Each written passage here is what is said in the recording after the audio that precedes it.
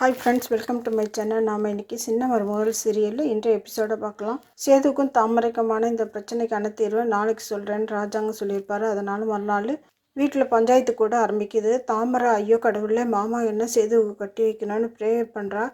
அவங்க அம்மா இவர் மட்டும் என் பிள்ளைக்கு சேதுவை கட்டி வைக்க மாட்டேன்னு சொன்னால் நேராக போலீஸ் ஸ்டேஷன் போவேன்னு மைண்ட் வாய்ஸில் பேசுகிறாங்க.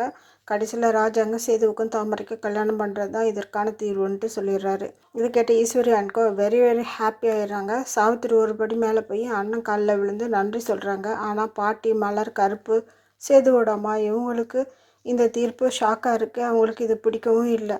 அரசியல் வாழ்க்கைக்காகவும் வேறு சில காரணங்களுக்காகவும் இந்த கல்யாணத்தை என்னால் ஊரறிய பண்ண முடியாது. இந்த வீட்டுக்குள்ளேயே ரகசியமாக பண்ணலான்னு ராஜாங்க சொல்லிடுறாரு.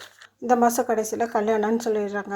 அப்படின்னா காலம் முழுசும் தாமரை வெளி உலகத்துக்கு சேதுவோட ஒய்ஃப்னு தெரியாமலே வாழணுமான்னு ஈஸ்வரி கேட்குறாங்க. அப்படி இல்லை, சரியான சந்தர்ப்பம் வரும்போது நானே தாமரை சேது கல்யாணத்தை மக்களுக்கு சொல்லிடுறேன்.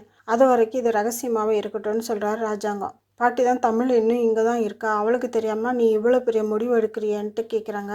மகனை யார்கிட்ட என்ன சொல்லி புரிய வைக்கணுமோ சொல்லி புரிய வச்சிருன்ட்டு ஒய்ஃப்ட்ட சொல்கிறாரு.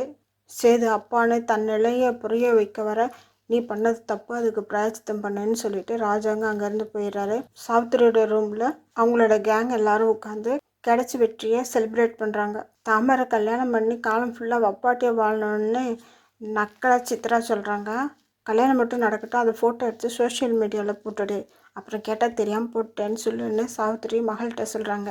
அதை கேட்ட சித்ரா, என்ன எல்லாருக்கும் கல்யாணம் நடந்து ஃபஸ்ட் நைட் நடக்கும், உனக்கு ஃபஸ்ட் நைட் நடந்துட்டு அப்புறமா கல்யாணம் நடக்குதுன்னு விஷயமாம்மா சொல்கிறாங்க. இதை கேட்ட அம்மாவும் பொண்ணும் ஒரு மாதிரி ஷாக் ஆகுறாங்க.